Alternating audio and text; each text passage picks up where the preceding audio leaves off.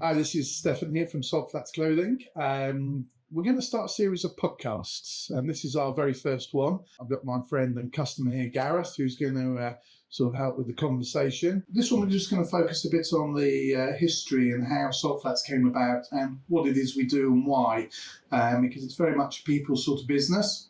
And we're very much about the bikes and the specific bike scene of the riders that come in here. I'm looking forward to it, especially the routes, because I actually don't know the deep detail about the routes of Salt Flats. So tell us more, mate. Where did it all start, Stefan? I got made redundant in 2011, 2012, that long ago, I don't remember anymore. And I'd spent 25 years in the IT industry and I'd really had enough. And I wanted to do something very different. And I actually thought I was going to go into opening a restaurant, bar, cafe type thing, and was looking at that. You know, I got an out of the blue phone call from a friend who'd got involved with a motorcycle jean brand and wanted some help. He was based in Spain and I was here, and they needed someone who was going to help with the sales and get the brand off the ground and get it promoted and get it pushed out to the dealers in the UK. And that's really how I got started in this industry. Salt Flats came about really as a means of selling the products to the first customers who were who bought the jeans that were involved with it, which was the Resurgence gear brand. And sort of over the next 12 dozen or so years, it's evolved to be a much bigger retailer. We retail products from brands like Belstaff and Fuel and Pando now, as well as smaller brands like Garibaldi and Holy Freedom in there. So, and we do some lifestyle products as well from people like Pike Brothers and Age of Glory and Kytone as well. So sort of all brands which are called kind of more focused around the custom new wave bike scene. So if you don't want to look like a Michelin man when you're going out riding, it's the sort of gear Power we Ranger sell. set. Yeah. And that's really because, you know, I've been riding since I was 16, and I'm a significantly older than that now. They didn't do licenses in the same way that they did when I first started. Yeah, exactly. Didn't have the same restrictions, but Yeah. and I was brought up with, you know, your sort of two-piece leather suit on a sort of sports bike, or your Cordura-based textile gear for riding in the rain, sort of like wandering around at an event, like really uncomfortable and sore and hot and sweaty. And so when my friend approached me with the bike jeans, it was like, well, this is interesting. That's a lot more comfortable to wear. And Was that like one of the earliest bike jeans that you'd kind of seen back then? Yeah, they were still in their infancy. I think Dragging Jeans, in fairness, was the first brand in the UK with what was effectively a Kevlar line jean in the late 90s. And so they didn't really evolve very much over the course of the next 10, 12 years from when Dragging launched them. It was basically a bag of denim with a Kevlar lining, and it's like, yeah, there's a bike jean, get on with it, without a huge amount of style.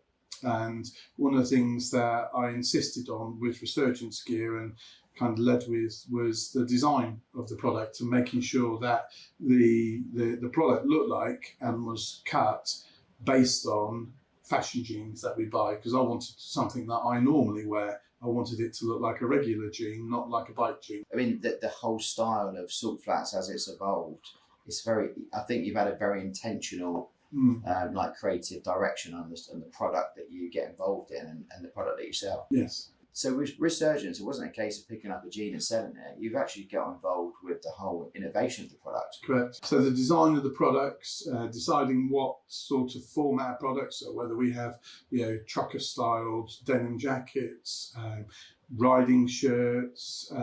They've been very good at developing fabrics and innovating with fabric technology. What they weren't so good at was designing it, putting it into a garment style that was going to sell here, largely because they're not here. It's a Canadian brand, and fashions here are different. The type of bike scene that we sell into is very fashion orientated, and it didn't initially start out with that in mind, but actually it was the advent of the bike shed coming around, and we got involved with the original bike shed shows in the early days, not the first one but the second one, and it was like there was a demand from the people who visited that event and around that scene for what actually was a selvage based bike jean, and I had Resurgence gear source selvage denim and make a bike jean, which was cut based on a Levi's 501 at the time, Nice. which was popular, and then we changed it to a Levi's 511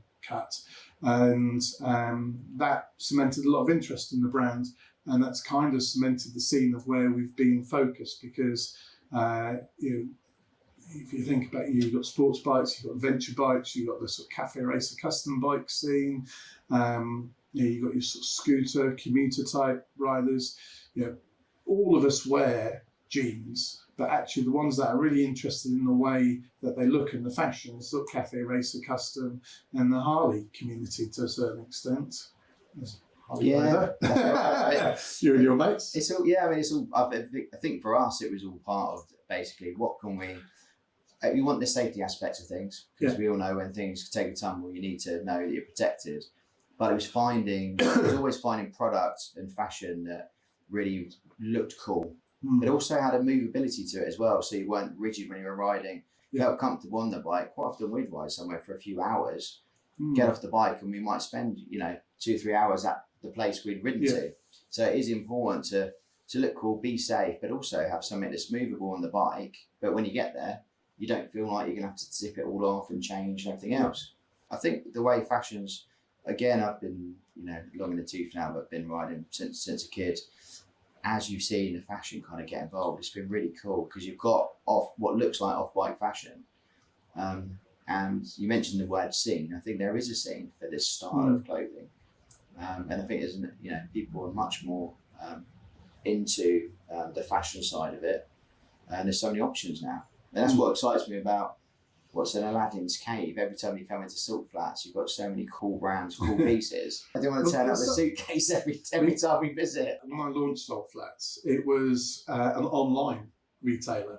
We didn't have a shop. Just online sales? Just online, yes. Interesting, yeah. So we were based in a warehouse down in Hampshire, near Alton. And there wasn't, the warehouse didn't have the space to have a showroom or a shop in there. It just wasn't the right format.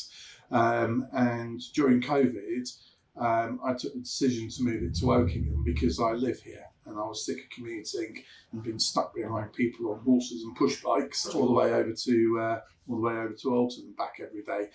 So I moved it, and this unit that we moved into gave me the opportunity to have a showroom and a shop. Right. And so that's what we've created. But by that time, Salt Flats Online had grown to quite a large portfolio of products. And this is a sort of limited space. Yep. And so what I try and do is put one of every product out, or one of as many products as I can out. We haven't got every product out by any stroke of imagination. And then either get stuff in for people or get stuff out back for people if they want stuff that we don't have on display but we've got online. Yeah. Yeah, that's good. When it comes to Salt Flats, because like you're saying, you've got lots of samples, lots of new brands, lots of things coming in, it almost feels like a brand new inventory of stock that you have. Yeah. So you always find a new thing. So it's quite an exciting place to come and shop, because you've just got so much variation, so much change. So the sport for choice, obviously, as always. We've got started off with some really, really cool t-shirts and whatnot. Yeah. Low price point, high style. We do everything top to tail, basically. So everything from helmets through to boots, jackets, jeans, gloves, trousers, leather jackets, textile jackets, mesh jackets, waterproof jackets, gloves for all seasons, casual lifestyle stuff, t-shirts, tops, jumpers, socks, jeans, jackets, etc. that don't feature protection, goggles, eyewear, all sorts of stuff. And we've got more stuff coming this year. It's just a broadening portfolio. Beautiful. You can try it all on the store. Yeah. Yeah, right. Yeah. Anything I haven't got here, it's always, if you're going to pop down, it's always worth reaching out before you come down, just to check that the product you want to try or see and the sizes and colours are here in store. Because if they're not, I can just make sure we get them in, before you visit. Yeah. So it's not a problem. I like shopping online, but I love to come to the shop for two reasons. One, because I get to see all of the great stock changing over and see new things, but fitment is so important for me. The amount of times I bought things online that aren't quite the right fit, and your expertise is always second to none on that side. It's an interesting point, because this year I'm launching a campaign around commitment to fit for the business, because when you come into a shop, everyone comes in and says, I want to try something on, because you can't try it on before you buy it online, etc. And I want to try and bridge that gap between being able to buy online, because a lot of people buy from us from all over the country and all over the world, and it's not physically possible for them to get in here and for us to make sure that a garment's going to fit them properly, their helmet's going to be the right shape and size for them, and we want to try and bridge that gap, so prior to their purchase that we help them get to the right size and fitment of product that they want before they make the purchase. Know what how the manufacturers size products. I know that an XL Belstaff jacket in whatever variation is going to be a 44-inch chest, whichever. Exactly. And if you've got a bit of a belly on you, you might want to size up, etc. and things like that. Is this a tip? This is Stefan. Just let me know here. Well, we have got a new brewery behind us here. So you can't win. You can't win. So we want to try and bridge that gap for them. So that's going to be a new service we're going to sort of launch and campaign through the course of this year. Oh, that's good. Yeah, I think it's experience, isn't it? Like, you know the product, you know the fitment of these things, and there's so many technicals to it. It's not just like fitment of size of waist or whatever. Different helmets suit different head shapes and things like that. And you need to wear some of those helmets. They're not just display items for your office. No, but when they do look cool, there is an excuse for them to also sit there. That's why you do need 10 helmets. Yeah. We sell art, not just right away. That's it. I mean, that's the other interesting thing with salts. Like the salt flats is that basically the pricing is quite interesting. Yeah. Because you have such a variation on pricing from different products. You've got got the real high end stuff, which is beautiful, but you also have really obtainable like price points. It's purposeful. It's purposeful to have products with a spread of price ranges and qualities to appeal to different consumers. We get a lot of guys who've just started riding, just doing their CBTs, some of them younger, some of them older, coming in here and wanting to be kitted out. They're not going to spend £2,000, £3,000, £4,000 on their first lot of kit when they don't know whether they're going to like it or not. Makes sense. So, but they like the styles. Most of them come here because it's the style and it's the scene that they want to be associated with, and they want gear at a more affordable price point that has a similar sort of look and aesthetic for them. So we've had jackets from brands like Garibaldi and from By City, which have a very similar aesthetic to some of the Belstaff jackets, but with half the price point. Yeah. The quality of the Belstaff is different. It uses different wax cotton. It's put together in a different way, and you can tell the difference immediately when you look at the two products side by side. But when budget overrides sometimes versus brand and quality, then you need something to be able to offer them. And through the course of this year, we're going to be increasing the breadth of brands and portfolio as well. So we've got more brands coming on board and broadening the offering. So, which is, for me, is a great way of just keeping us growing. Yeah. You mentioned brand, Stefan. The other thing that I think is quite interesting that you brought in the last year or so is we obviously been talking about motorcycle brands, but I've noticed Pipe Brothers, obviously the style, the culture, and everyone that we're all of the kind of the scene that we're talking about, you've actually got some, what I'd say 100% kind of fashion style brands now in Pipe Brothers, which extends the off-bike culture and the scene, but it isn't a motorcycle protection brand. It's a cool looking brand to wear off the bike. It is, and Pipe Brothers is sold not just in motorcycle stores but in fashion shops as well. And one reason for it is that we're based in Wokingham. And Wokingham, apart from one outdoorsy shop, has 0 men's clothing shops here at all. And so we do get people who come in here who have seen us online and are just interested in a cool looking pair of jeans or a nice shirt, you know, or t-shirts, etc. There's plenty of t-shirts from all sorts of brands, but they're interested in the other stuff: tops, jumpers, jeans, etc., jackets, coats, which are not motorcycle. So it sort of serves the purpose. We'll do more fashion stuff as we keep going. But that's the interesting thing, the crossover with the fashion.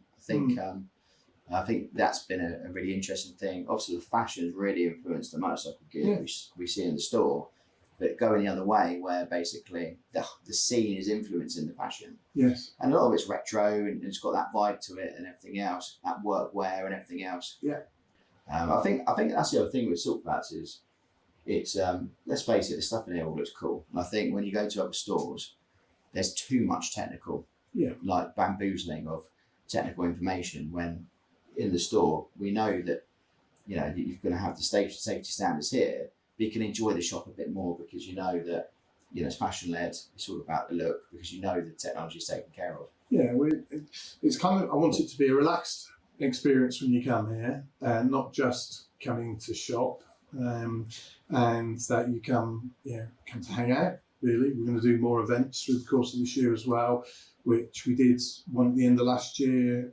We've had a new microbrewery coming behind us, in the unit behind us, Bearwood Brewery, and we did an event with them where they did the pop-up tap room here, and we baked some bacon butties, and we had the guys from Triple C Paintwork in Wokingham who do custom paintwork and custom painted tanks and helmets and stuff came as well.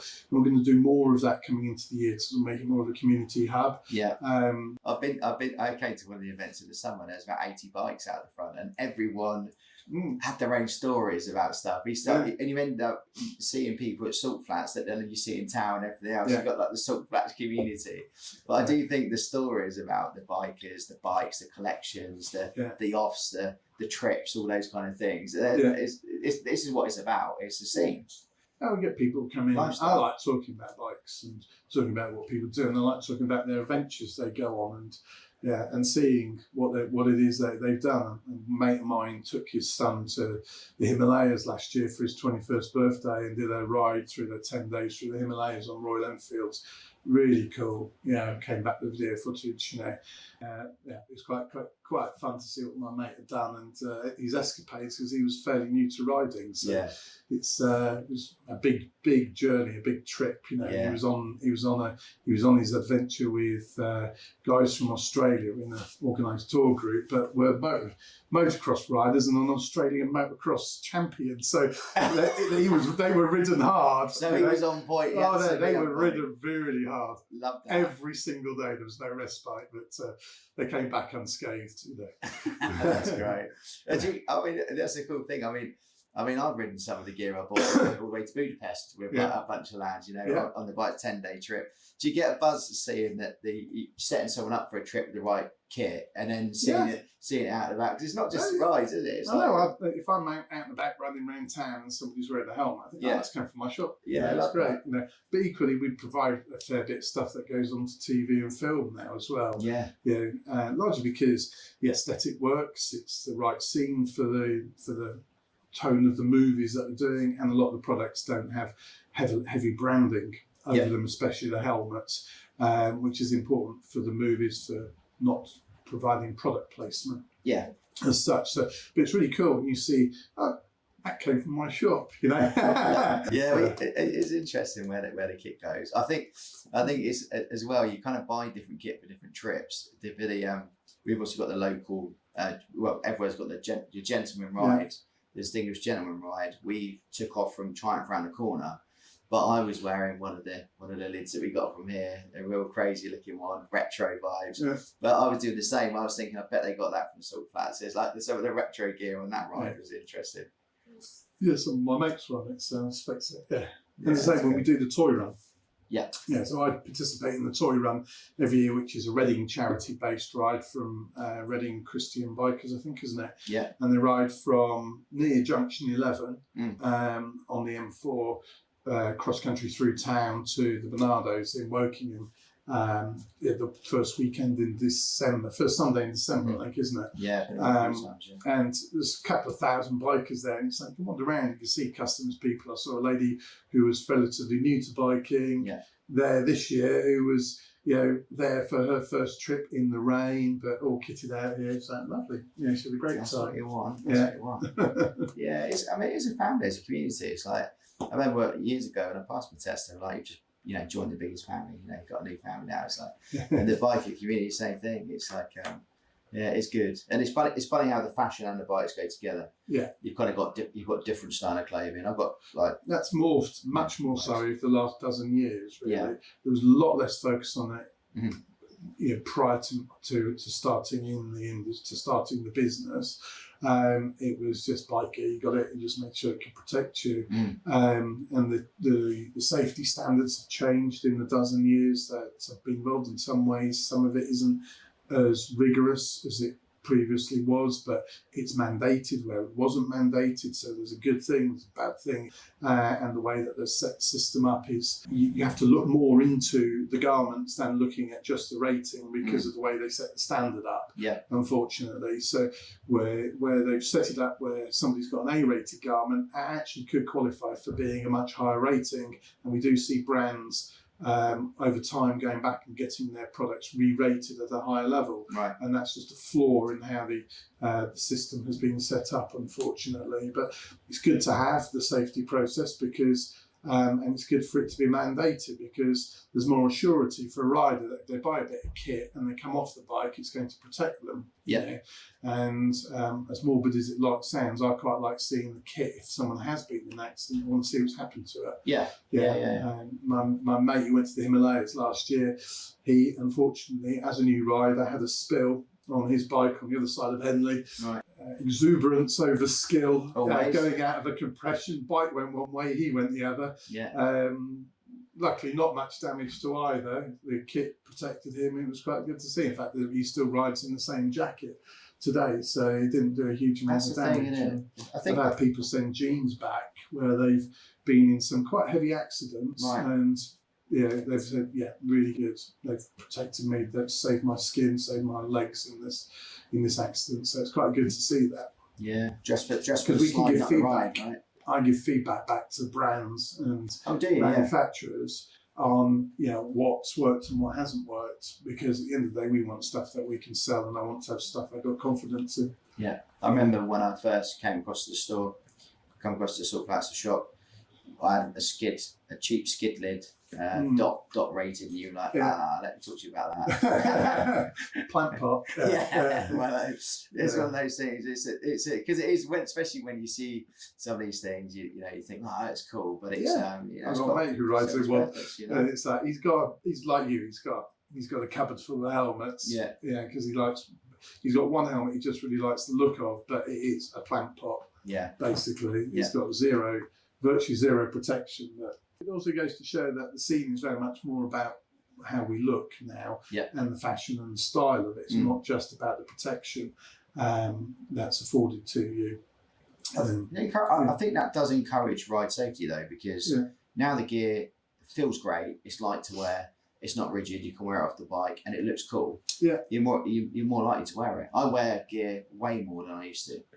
Just because it looks cool and it serves a much better purpose. It's nice to wear it. We get guys, especially old boy Harley riders who've been riding for 4 or 5 decades. I'll never wear that. I never wear any protect. Just wear my regular jeans, etc. But because they want something that looks the same, so now there's products that look like what they're wearing. We do plenty of single layer jeans, so they look like normal jeans that you're wearing now. But they have protection. They have armour that's discreet. They have abrasion resistant fabric that is in exactly the same format as a regular pair of jeans. So it's kind of almost, there's no excuse. Well, I think also it feels, and the price point's not vastly different. It's not. We've got jeans that go that do end up in the £300 and odd pound bracket, but we've got jeans that start sub £100. I mean it's such a accessible shop. You can just pop in, how you doing, have a cup of coffee, out the door. likewise, people spent an hour or two down here. It's I think you sport with motorway links. Obviously, the M4 just round the corner. Being based in Woking and Berkshire, it's easy to just roll off the motorway and get down to the shop, which is great. Yeah, we're not a town centre venue. We're on a business park because we needed the warehousing space and car parking for people, which we don't really get in the town centre. Well, when you've got 70 bikes out the front making a lot of racket, that's probably beneficial, I reckon. Ourselves included. I don't we make a lot of noise when we come down. But... And we're opposite another bike business who do make quite a lot of racket because they've got a very beautiful dyno and have a high degree of skill for tuning your bike. Yeah.